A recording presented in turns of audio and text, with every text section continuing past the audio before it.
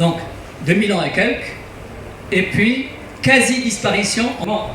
Il faut chercher la question élémentaire qui se pose, comment les témoins de ces départs-là.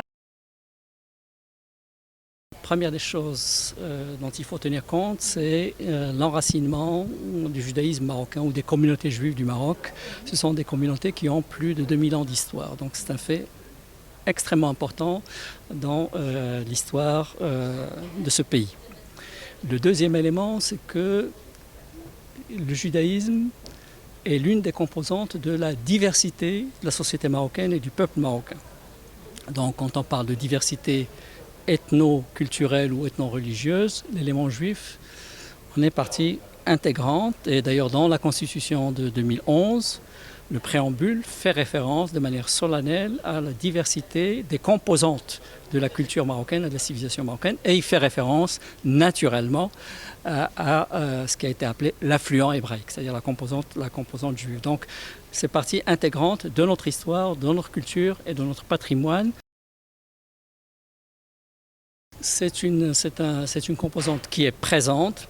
Peut-être qu'elle n'est pas suffisamment connue, mais j'ai le sentiment qu'une proportion importante du peuple marocain, je veux dire de la composante musulmane, qui est majoritaire du peuple musulman, cette composante, cette majorité est sensible au fait qu'il y a eu et il y a une présence juive dans ce pays. C'est peut-être pas suffisamment connu pour les jeunes générations, mais les gens d'un certain âge, disons, sont parfaitement conscients de l'apport des Juifs à la culture, à l'histoire, au patrimoine, etc.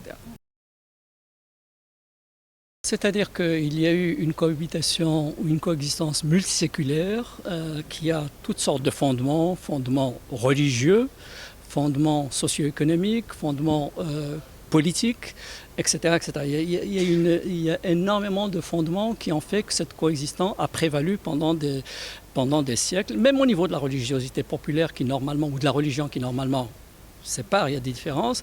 On trouve par exemple le culte des saints et des saintes, pas uniquement des hommes mais des femmes, qui est commun à la fois aux juifs et aux musulmans. Et ce qui est encore de plus extraordinaire dans ce pays, c'est qu'il y a des saints communs, vénérés à la fois par les musulmans et par les juifs. Je ne crois pas que l'on puisse faire de l'histoire avec le conditionnel. Il y a un certain nombre de faits qui se sont passés. Il faut examiner la logique et la dynamique qui a conduit à ces faits. Et encore une fois, la dimension extérieure a joué un rôle extrêmement important. Le conflit du Moyen-Orient a été déterminant de ce point de vue-là. Et le conflit israélo-arabe et israélo-palestinien continue d'hypothéquer la relation parce que les jeunes musulmans d'aujourd'hui n'ont jamais cohabité avec des juifs. Pour eux, il y a une sorte de transposition de l'israélien et d'amalgame entre israéliens et juifs, et ça fausse naturellement les rapports.